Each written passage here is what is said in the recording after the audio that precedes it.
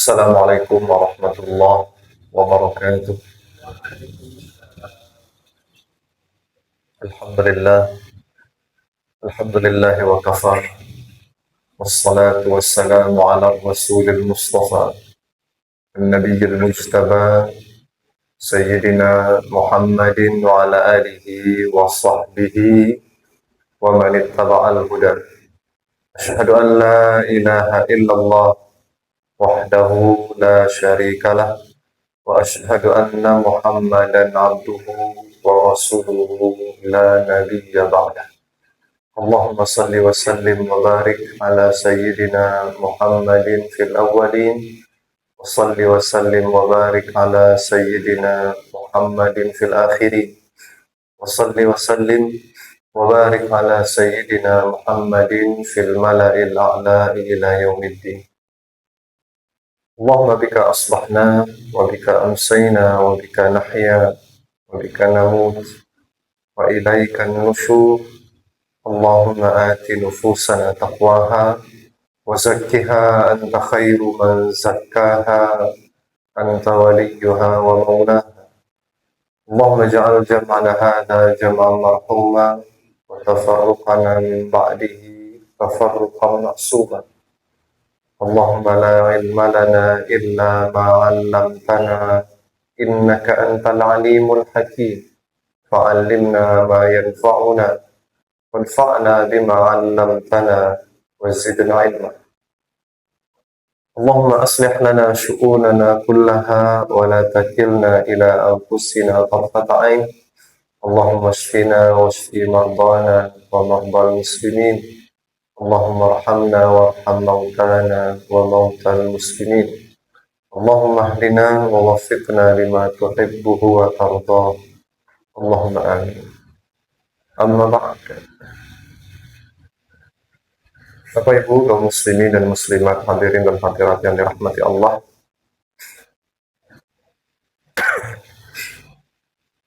kita mohon pada Allah taufik, ridha serta hidayahnya di subuh ini untuk melanjutkan pembahasan kitab Riyadhis Shalihin karya Imam An-Nawawi rahimahullah wa nafa'ana Allahu bihi wa bi'ulumihi fid dharain. Insyaallah di subuh ini kita mulai masuk bab yang ke-45,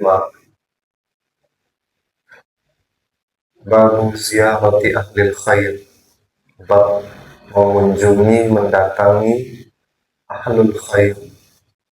Ya, ahlul khair artinya orang-orang yang memiliki banyak kebaikan dari Allah Subhanahu wa taala. Wa mujalasatihim, dan duduk dalam majelisnya, wa suhbatihim, dan membersamainya, wa mahabbatihim, dan mencintainya, wa talabi ziyaratihim, dan meminta agar dikunjunginya, wa doa minhum, dan meminta doa darinya, wa ziyaratil mawadhi'il fadilah, dan mengunjungi tempat-tempat yang memiliki keutamaan. Panjang judul. Ya. Kalau orang sekarang mengatakan ini tidak judul, ya. Panjang itu. Tapi begitulah Imam Nawawi memberikan tema judul. Artinya semua kalimat itu dalam satu maksud, ya. Dalam satu maksud. Terus sebelumnya kita mempelajari tentang bagaimana menghormati para ulama, ya, kemudian orang-orang yang dimuliakan di tengah masyarakat, ditinggikan, ya, orang-orang yang senior, ya, di tengah masyarakat. Nah, sekarang bab 45 lebih spesifik, ya, yaitu mengunjungi, banyak menghormati, tapi mengunjungi orang-orang yang Allah beri kebaikan kepadanya, dan kebaikan yang paling tinggi adalah kebaikan ilmu dan ibadah. Kebaikan ilmu dan ibadah. Jadi ahlul khair itu, ya, biasanya adalah para ahli ilmu, para ulama, dan para ahli ibadah, ya, orang-orang yang bagus ibadah. Dan sejak diminta untuk mengunjungi, tapi juga dalam bab ini kita akan minta untuk mujalasah. bermajelis dengannya, ya, mengadakan majelis dengan mereka, suhbah, mempersamai. Ya. Jadi panjang ini ya. Yang kami kira hari ini mulai ditinggalkan orang, ya, tentang mendatangi para ulama, mendatangi orang-orang saleh, ya, biasanya karena dikhawatirkan nanti bercampur-campur dengan takhayul bid'ah, ya, kesyirikan dan macam-macam. Nah, harusnya kita bisa memisahkan itu, karena mendatangi orang-orang yang diberi Allah kebaikan ilmu dan ibadah itu bagian dari syariat kita, bagian dari syariat kita. Adapun perkara penyimpangan-penyimpangan yang terjadi harusnya bisa kita singkirkan. Ya. Sebagaimana biasa, Imam An-Nawawi memberikan konsep berikutnya melalui ayat-ayat Al-Quran. Ya, sebelum beliau nanti menyebutkan hadis-hadis yang berhubungan dengan bab ini. Ada 3 ayat yang menjadi perhatian Imam An-Nawawi. Ketiga-tiganya berada di surat Al-Kahfi. Ketiga-tiganya berada di surat Al-Kahfi. Surat yang ke-18, surat yang dianjurkan untuk dibaca di Jumat, ya. Tapi uniknya Imam Nawawi menyusunnya itu terbalik-balik. Pertama surah Al-Kahfi ayat 60. Setelah itu surah Al-Kahfi ayat 66. Lalu yang nomor 3 adalah surah Al-Kahfi nomor ayat 28. Ya. Ya, jadi kalau kita berpikirnya 28 dulu, ya. 60, 66 tidak. Tentu ada maksud sendiri dari beliau. Mudah-mudahan nanti kita bisa menangkap itu. Pertama surah Al-Kahfi ayat 60 yang akan kita coba bahas di pagi ini. Sebelum itu ayat 60 dan ayat 66 ini dalam satu koridor. Jadi surah Al-Kahfi itu ada koridor-koridor. Ya, ini koridor kisah Ashabul Kahfi. Ya. Ini koridor nasihat Allah kepada Rasulullah.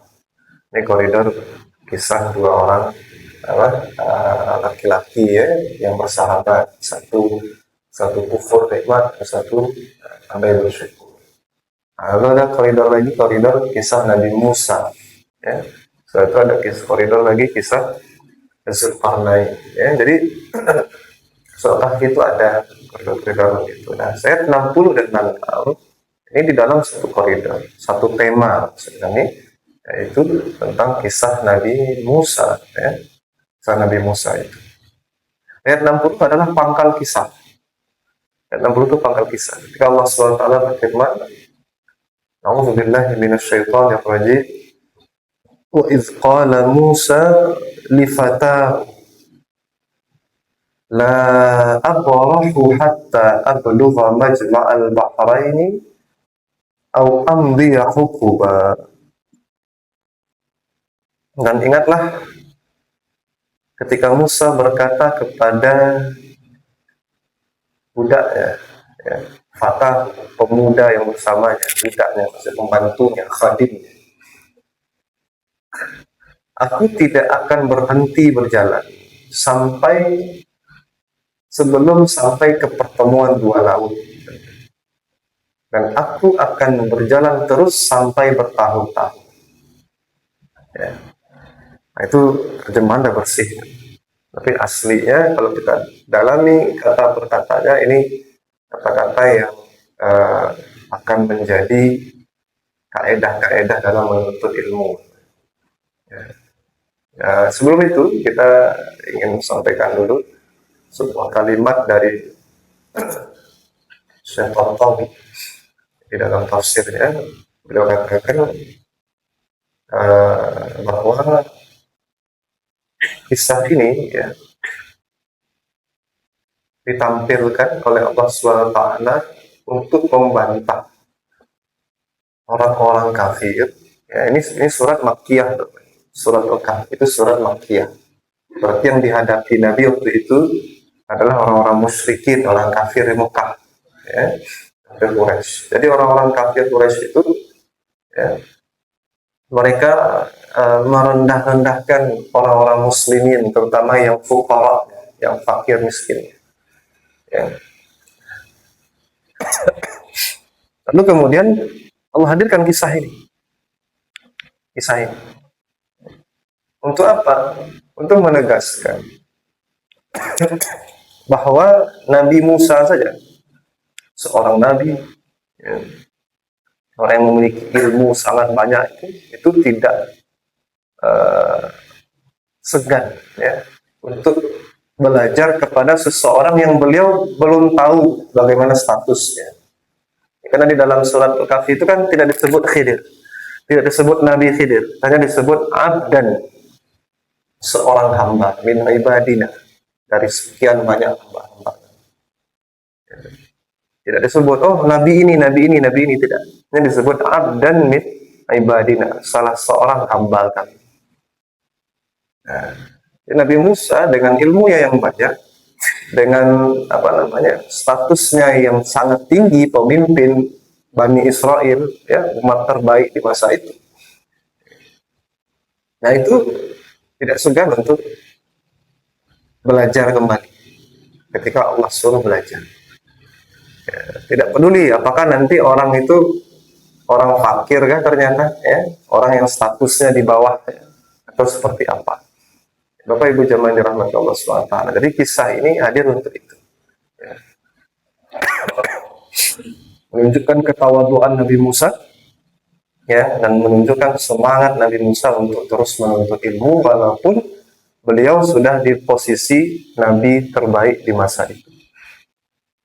Kemudian kita mendapatkan juga riwayat, ya, diriwayatkan oleh Imam Alusi, ya, beliau menulis tafsir juga, tafsir Alusi, bahwasanya suatu ketika Nabi Musa, dan riwayat ini juga disebutkan oleh Imam Bukhari dan Muslim, ya, bahwasanya Rasulullah SAW pernah bersabda, sesungguhnya Musa AS suatu ketika beliau qama khatiban fi Bani Israel, berdiri berkhutbah di tengah-tengah Bani Israel. Ya. Lalu ada yang bertanya kepada Nabi Musa, fasu'ila, ditanyalah Nabi Musa itu, ayyun nasi a'lam, siapakah orang yang paling alim? Ya, siapakah orang yang paling alim wahai Musa? Jawaban Nabi Musa apa? Kontan Nabi Musa menjawab, ana, sayalah yang paling alim. Ya. Dan itu tidak salah. Dan jangan kita mengatakan itu kesombongan. Waliyazubillah kalau kita katakan seorang nabi itu sombong, karena sombong itu membuat orang tidak bisa masuk surga. Ya. Bukan kesombongan. Ya. Bapak Ibu tahu kan Bani Israel bagaimana karakternya? Ya. Kalau Nabi Musa tidak begitu, nah ini namanya percayaannya kepada Nabi Musa. Ya. Dikatakan sayalah yang paling alim itu bukan sombong. Nabi Musa tidak sedang merendahkan, karena Nabi Muhammad pernah mengatakan kesombongan itu adalah merendahkan orang lain, ya, atau menolak kebenaran. Nah itu, ya, dua itu standar sombong. Sekarang Nabi Musa menolak kebenaran apa tidak? Tidak ada. Dan memang beliau lah yang paling alim, Nabi ulul azmi. Ya, tidak dijawab pun oleh beliau. Mungkin orang lain akan menjawab, ya, Nabi Musa, ya, yang paling alim. Dan beliau tidak pula sedang merendahkan orang lain. Karena pertanyaannya simpel aja kan, siapa manusia yang paling alim? Itu bukan kesombongan. Mohon maaf kalau ada, ya, yang selama ini mendengar, oh Nabi Musa sombong. Mohon maaf. Karena sifat sombong tidak layak disematkan kepada seorang nabi. Itu bertentangan dengan akidah.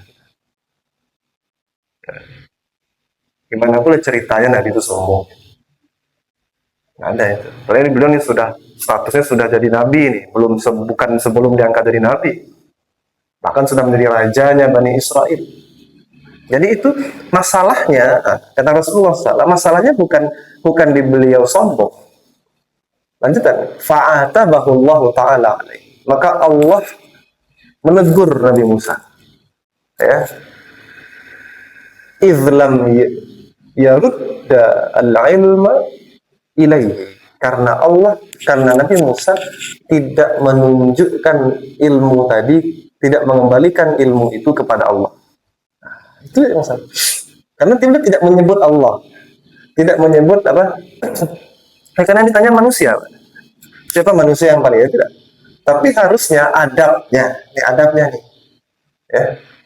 Ana wallahu a'lam, harusnya begitu. Ya. Saya dan Allah lah yang lebih tahu. Bisa saya berarti.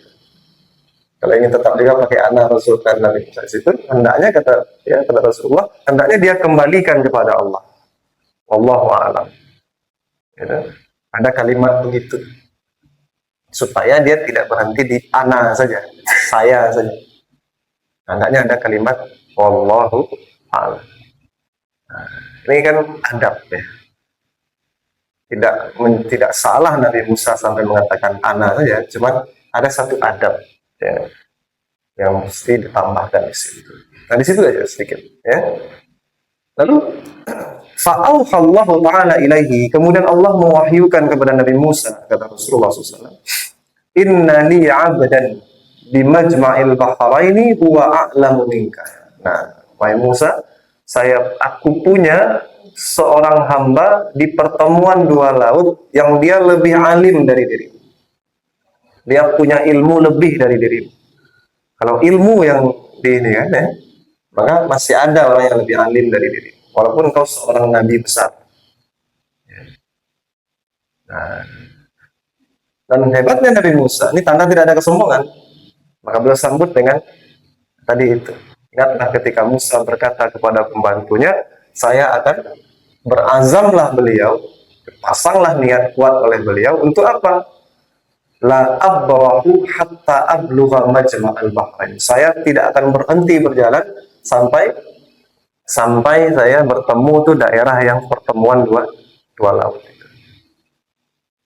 Atau amdiya hukuba, atau saya akan terus berjalan. Kalau tidak ketemu daerah itu saya jalan terus. Hukuban, ya, hukuban itu kalau diterjemahkan seringkali bertahun-tahun.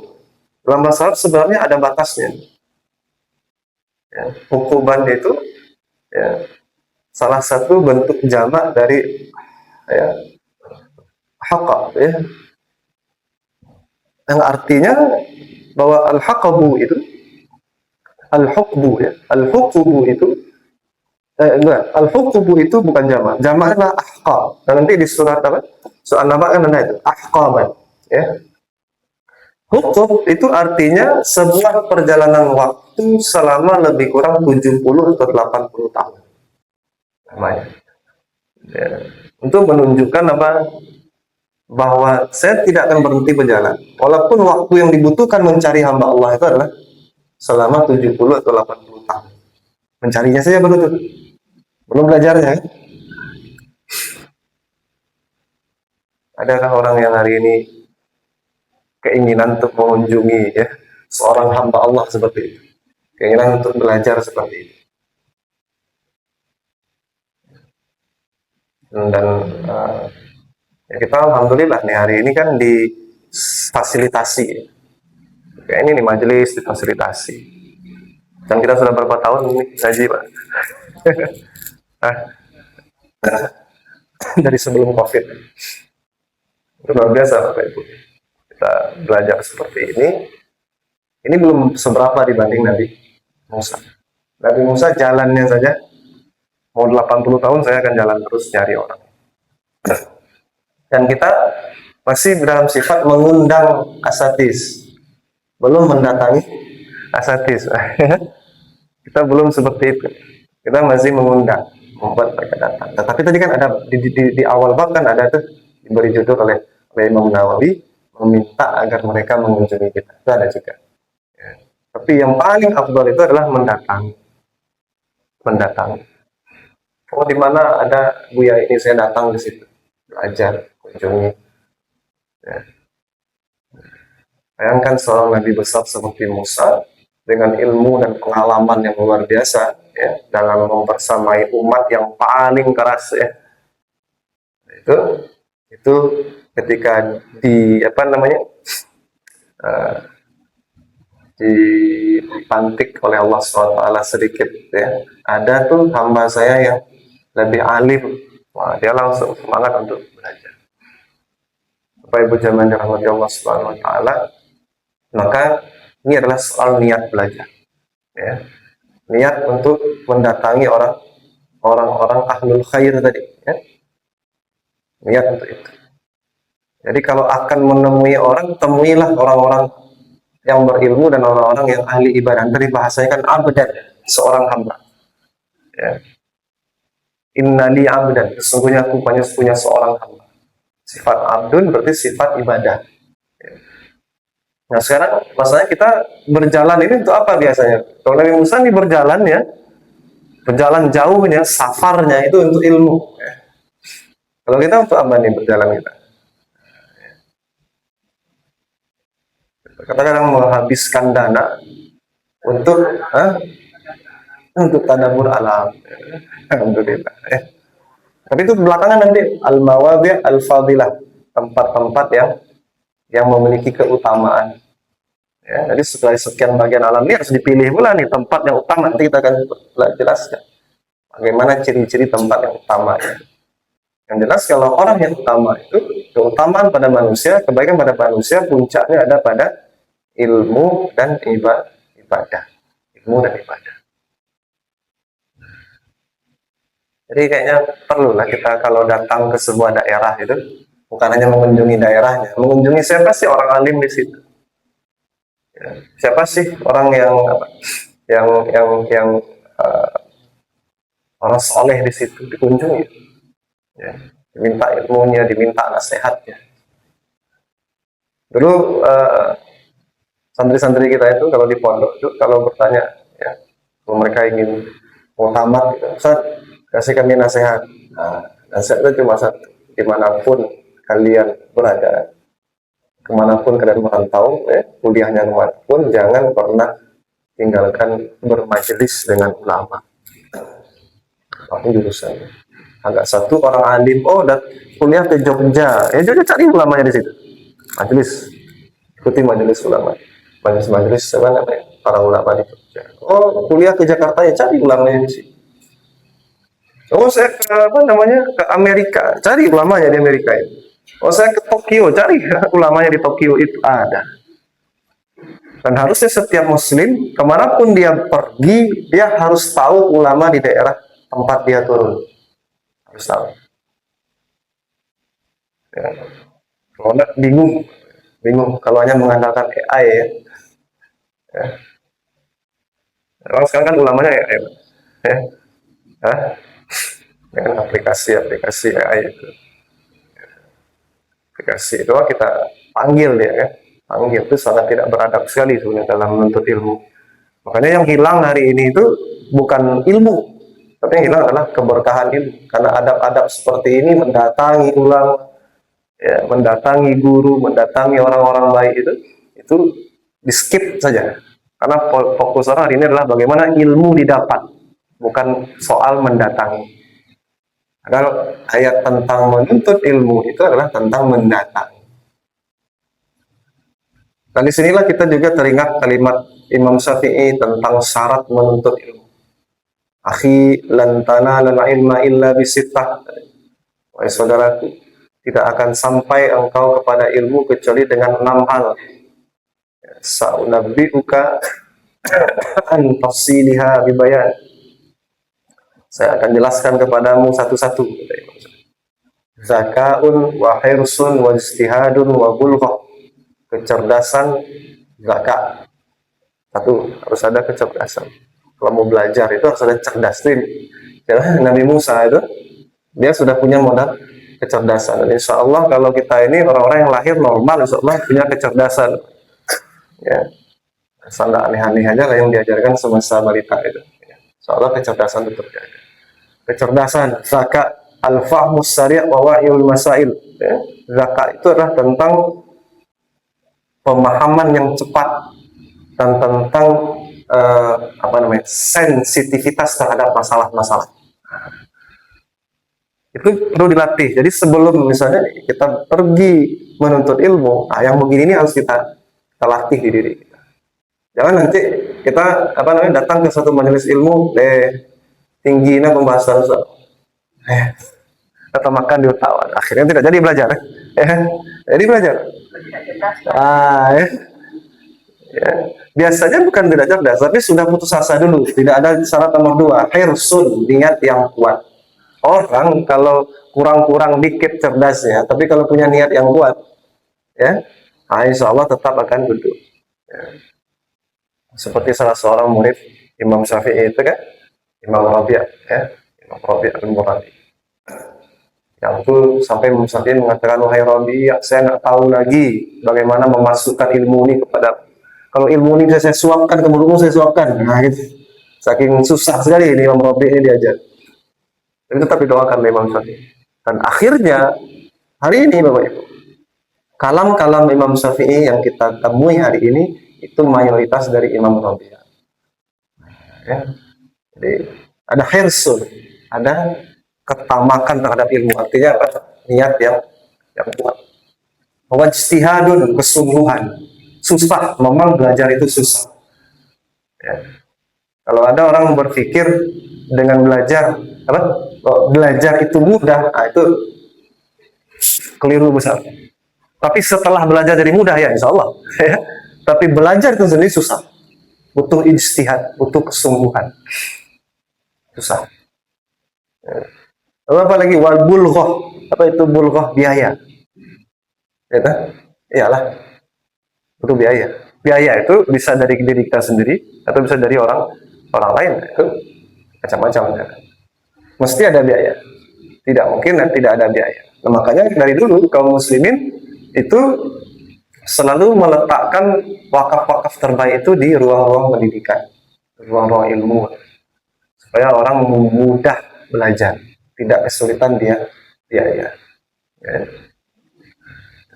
Lalu apa lagi? Wasuhbatul ustadzin. Nah, ini dia babnya nih. Suhbatul ustadz, membersamai guru. Membersamai guru. Ya, sehingga orang yang membersamai guru itu disebut sahibun, sahib, sahabat.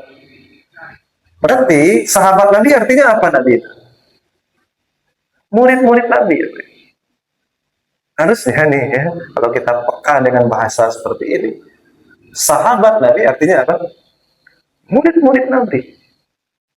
Bukan sahabat biasa.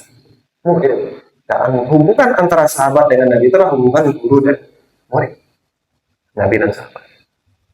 Ya. Bukan hubungan pertemanan, bukan hubungannya apa?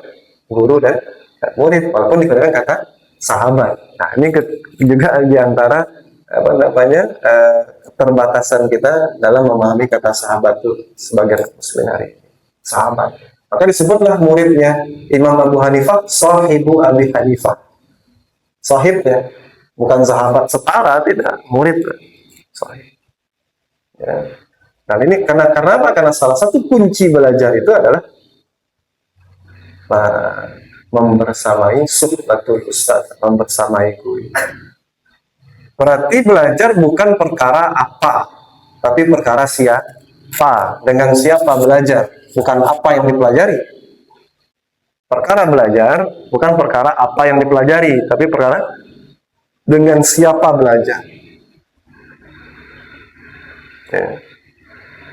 Bukan perkara bahan ajar yang hari ini terus dikembangkan. Bukan perkara metodologi belajar atau belajar, bukan. Tapi perkara siapa gurunya, siapa yang dibersamai. Ini juga satu poin yang mulai udah di masyarakat kita. Kalau dulu mah begitu. Kamu apa beraja? Katuangku kok, kabuya itu. Beraja pun di situ. Baru belajar apa di situ? Belajar fikih kan, belajar ini kan. Ya. Guru, Bapak Ibu, yang paling penting dalam belajar adalah keberadaan seorang guru. Ya. Dan terakhir, waktu luzamanin, dan waktu yang panjang, waktu yang lama. Ini gini aja nih, Riyadhus Shalihin nih. Dan berapa lama ini tadi? Ya, dan baru sampai bab 45. Baru hadis nomor 300 berapa lama yang terakhir. Nah, 359. Tadi hampir nyaris 2000 hadis di Riyadhus Shalihin. Ini masih panjang. Ya. Panjang, Riyadhus Shalihin ini panjang. Kita dari awal sudah katakan, kalau Riyadhus Shalihin kan kita pelajari, maka siap-siaplah tulus zaman. Ya. Jangan dipikir kapan selesainya. Kita ulangi lagi di sini momennya. Ketika Nabi Musa mengatakan, saya akan jalan terus bertahun-tahun. Ya. Bisa nggak diringkas? Ada orang datang kepada Imam Malik. Wah Imam, bisa nggak saya diajarkan yang mudah-mudah saja dulu? Baru belakangan yang susah-susah. Bisa nggak diringkasnya ilmu nih? Ini orang nggak anggut. Ya.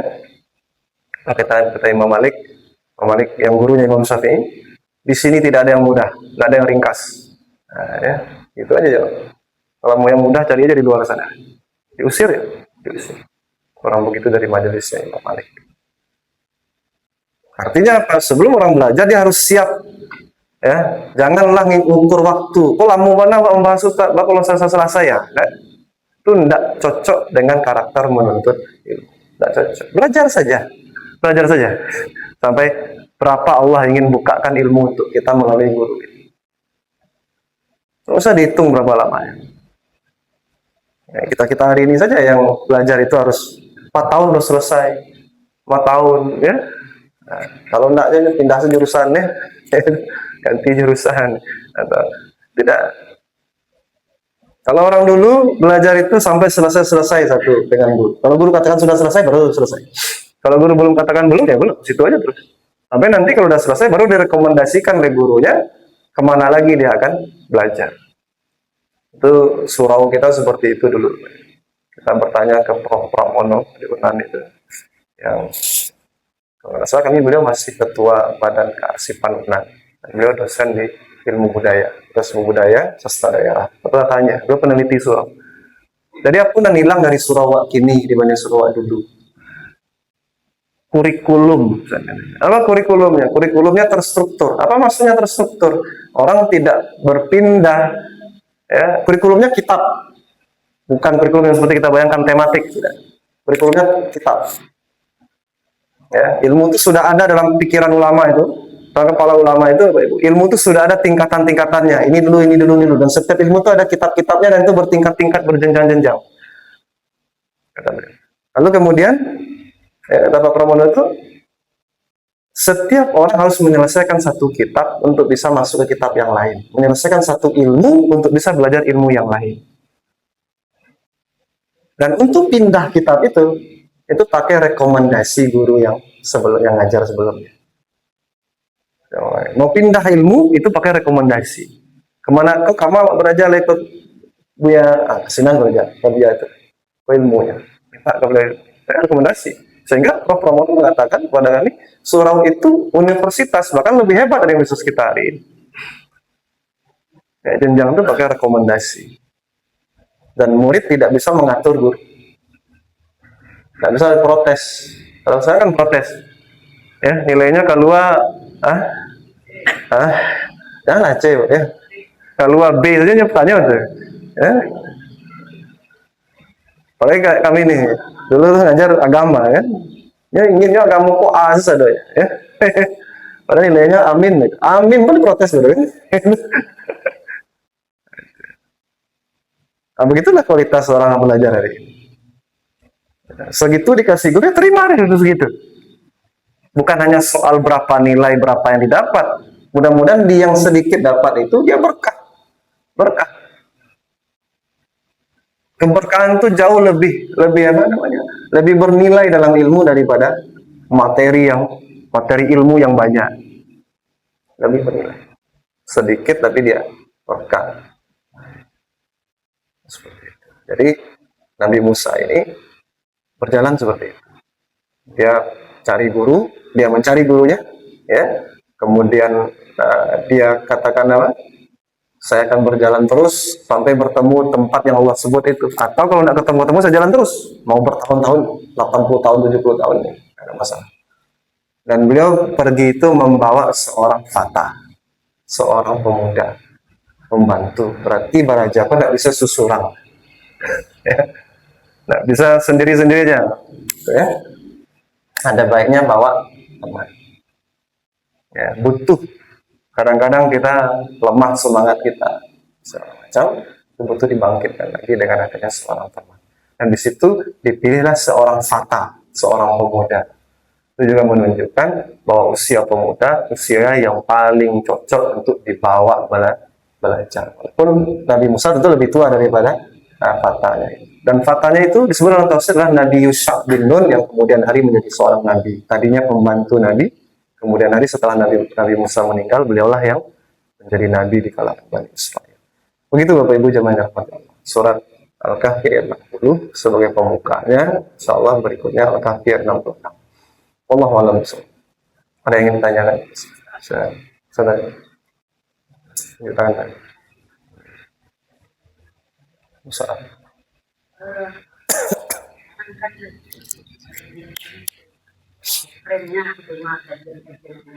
Ya.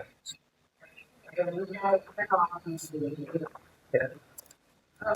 Ada pula yang mencari hati sendiri kemudian tanyakan tuh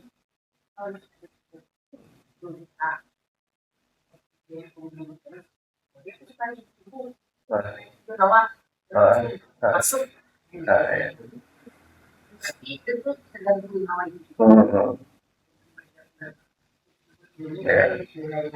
ya.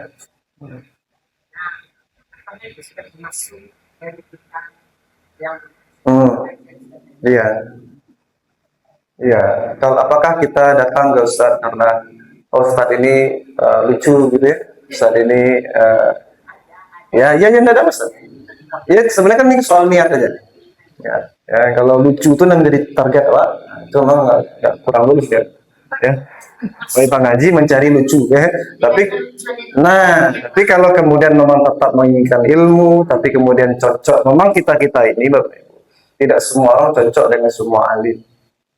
Makanya ulama itu banyak, ustadz itu banyak. Maka kita itu memang ya di awal-awal mungkin ya kalau level awal kita belajar ya cocok karena diri kita dengan ulama ustadz kita. Mungkin dengan ustadz ini kurang cocok kita ya. Tapi kalau bisa kita nih, walaupun ustadz itu kurang cocok kita, tapi kita bisa bersabar di situ, tentu akan ada satu keistimewaan lain yang Allah berikan kepada kita dari kesabaran. Karena nanti kisah Nabi Musa ini soal kesabaran. Nabi Musa dan Nabi Khidir itu tidak cocok. Tidak cocok. Tapi ada kesabaran yang sangat besar yang diajarkan. Gitu. Jadi mudah-mudahan yang begitu. Kalau niat kita menuntut ilmu bukan mencari lawak ya. Kalau mencari lawak tentu lain jadinya lain. Ya. Insyaallah mudah-mudahan karena innamal a'malu binniyat. Amalan itu tergantung kepada. Makanya sebelum belajar kita minta agar Allah berkahi niat-niat kita. Bahwa kita dapat kemudian ustadz yang kita senangi, alhamdulillah mah bonus gitu, ya bonus. Gitu.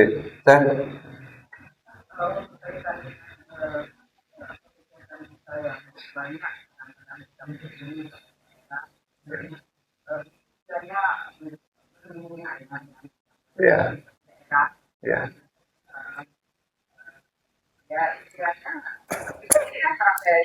Iya. Kita harus selama ini kuat. Iya. Gitulah. Iya, di searching Ibu. Di searching. Kalau anaknya sudah ada di situ suruh cari, dia suruh cari. Siapa ulama di situ? Siapa orang alim di situ? Biar kita kunjungi.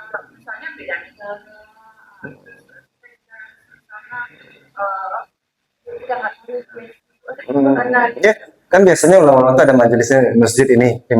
Katanya, ulama ini paling alim di mana majelisnya? Di masjid mana? Sekalian kita mengunjungi masjidnya, mengunjungi majelisnya. Bisa seperti itu. Dan memang ini tidak biasa orang. Tapi dulu guru-guru kami begitu memesankan kepada kita semua dulu, murid-muridnya kemanapun pergi, tolong di channel kita, antena kita tinggi kan ya. Tajam kan, siapa ulama di sini kunjungi ya. Kalau enggak akan seperti orang duduk aja di majelisnya mendengar, itu sudah mengunjungi juga. Kalau tak akan bersalaman segala macam, minta doa segala macam, ya duduk sebentar untuk ngambil berkah dari orang-orang saleh yang ada di daerah tersebut. Gitu, itu memang tidak biasa kita, tapi itu mungkin mulai kita tahapi lah di situ dalam hidup kita. Itu mungkin ini belum selesai karena ini surah Al-Kahfi lagi nih, ayat 66 lagi insyaallah berikutnya ya. Semoga Allah berkahi pertemuan kita di pagi ini dan Allah berkahi seluruh ilmu yang telah kita pelajari, hendaknya dia menjadi satu amalan di dunia dan kebaikan untuk akhirat kita. Aku qauli hadza astaghfirullah li wa lakum subhanakallahumma wa bihamdika asyhadu an la ilaha illa anta wa nastaghfiruka wa natubu ilaik. Wassallallahu ala sayyidina Muhammadin wa ala alihi wa sahbihi wasallim. Alhamdulillahi rabbil alamin. Billahi taufiq wal hidayah. Wassalamualaikum warahmatullahi wabarakatuh.